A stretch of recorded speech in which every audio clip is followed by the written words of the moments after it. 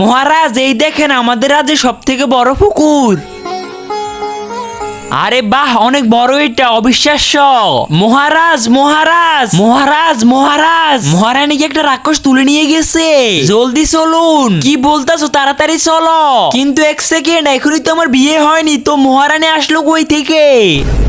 আরে রাজা সাহেব, আপনার হবু স্ত্রীর কথা বলতেছে, মানে আপনার গার্লফ্রেন্ডের কথা। চলো। দাঁড়াও,